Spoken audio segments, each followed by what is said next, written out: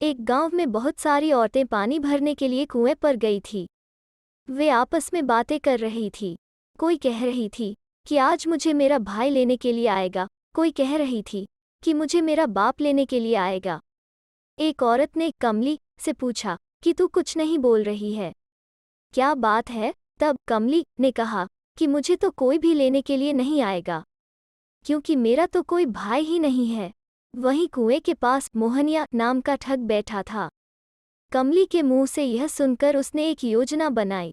सोचा कि इसे लेने के लिए मैं इसका भाई बनकर जाऊंगा और साथ ले जाकर रास्ते में इसके सारे गहने लूट लूंगा।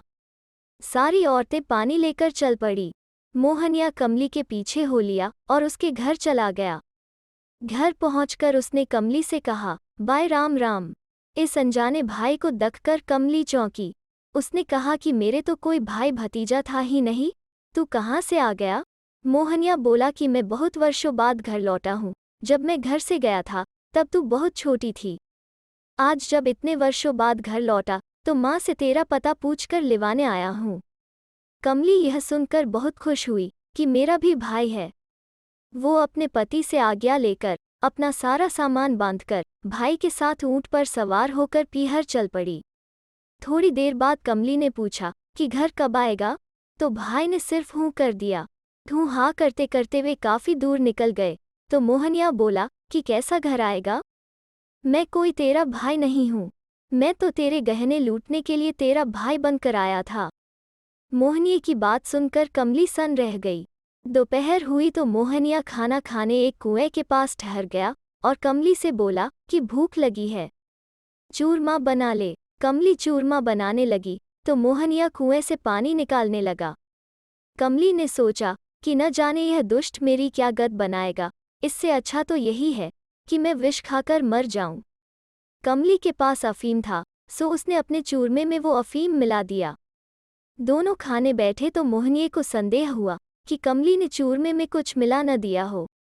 इसलिए मोहनिया ने अपना चूरमा उसको दे दिया और उसका चूरमा स्वयं खा गया। चूरमा खाते ही मोहनिया बेहोश हो गया।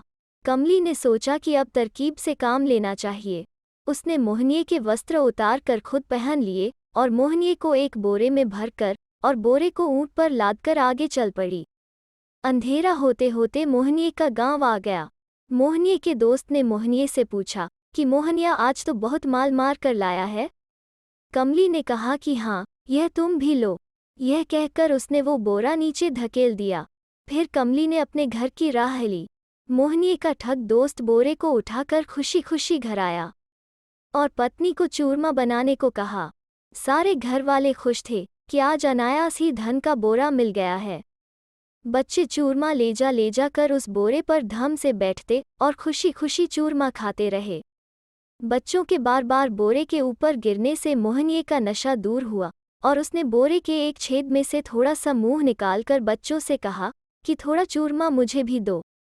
बच्चे डर के मारे उछल पड़े और अपने बाप के पास जाकर बोले कि बापू, धन के बोरे में तो भूत है। बोरे को खोलने पर ठग ने मोहनिया को पहचाना और उससे सारी हकीकत पूछने लगा। मोहनिया बोला कि मैं तो एक औरत को ठग कर लाया था, लेकिन वही मुझे ठग कर ले गई। अब मोहनिया और उसके दो दोस्त कमली को फिर से ढूंढने के लिए चल पड़े। कमली भी जानती थी कि वे लोग बदला लेने के लिए आएंगे, इसलिए वो अपने घर में एक तेज धार वाला चाकू लेकर बैठ गई। मोरी के किवाड़ उसने खुले छोड़ दिए। एक ठग ने देखने के लिए मोरी में मुंह डाला तो कमली ने बड़ी फुर्ती से उसकी नाक काट डाली। ठग ने अपना मुंह बाहर निकाला और नाक पर हाथ रखते हुए बोला कि मुझे तो ततैये ने काट खाया। दूसरे ने मुंह डाला और उसकी भी वही गति हुई। वो भी नाक पर हाथ रखते हुए बोला कि मुझे तो मधुमक्खी ने काट खाया। सबसे पीछे मोहनिया ने मोरी में मुंह डाला, उसको भी वही गत हुई, तो उसने मुंह बाहर निकाल कर कह कि अरे मेरी तो नाक ही उड़ गई। तब दोनों साथियों ने कहा कि हमारी भी नाक उड़ गई, लेकिन हमने सोचा कि अब किसी की भी नाक साबित रह गई तो वो हमें चिढ़ाएगा, इसलिए हमने पहले नहीं कहा। तीनों ठगों ने विचार किया कि अब हम किसी को मुंह दिखाने लायक नहीं रहे, आज चलकर खेती करेंगे और खेत में ही रहेंगे। यह विचार कर तीनों ठग खेती करने लगे। इधर कमली ने सोचा कि उन ठगों का धन किसी प्रकार हथियाना चाहिए। उसने एक दिन चूरमे के 3 लड्डू बनाए और प्रत्येक ठग की एक एक कटी नाक हर लड्डू में डाल दी। फिर वो लड्डू लेकर ठगों के घर चली। मोहनिया के घर पहुंचकर उसने मोहनिया की माँ से कहा, मौसी, राम राम, भाई कहाँ गए हैं? मोहनिया की माँ ने कहा, वो तो खेत पर गया हुआ है।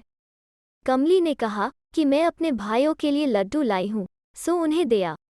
मौसी लड्डू लेकर खेत पर गई और इधर उसने चूल्हे और चक्की के नीचे जो धन गड़ा था उसे खोदकर पोटली बांधी और चल पड़ी। इधर मोहनिया और उसके साथियों ने लड्डू फोड़े और हर लड्डू में एक एक नाक देखी तो वे जान गए कि कमली यहाँ आ पहुंची है। वे भागे भागे घर आए तो उन्होंने घर की हालत देखकर अपने सिर पीट लिए। उन्होंने निश्चय किया कि उस उल्टा को घर नहीं पहुंचने देंगे, रास्ते में ही पकड़ेंगे। यह सोचकर उन्होंने शीघ्रता से उसका पीछा किया। अंधेरा हो जाने के कारण कमली एक ऊंचे वृक्ष पर छुपकर बैठ गई। संयोग से तीनों ठग भी उसी वृक्ष के नीचे थककर सो गए। आधी रात को मोहनिया की आंखें खुली तो उसने कमली को पेड़ पर बैठे देख लिया। इस पर कमली ने मोहनिया से कहा कि तुम अकेले ऊपर जा जाओ, मैं तुम्हें आधा धन दे दूंगी। मोहनिया ऊपर गया और जैसे ही उसने कहा कि ला मेरा हिस्सा, तो कमली ने चाकू से मोहनिया की जीभ काट डाली। मोहनिया अलछा छ छ करता धड़ाम से नीचे गिरा। नीचे सोए ठग चौंक कर उठे। उन्होंने जाना कि कोई भूत प्रेत है, सो वे वहां से उठकर भागे। मोहनिया भी अललल अललल करता हुआ उनके पीछे भागा। सवेरा होने पर ठगों ने मुड़कर देखा तो मोहनिया उनके पीछे भागा आ रहा था।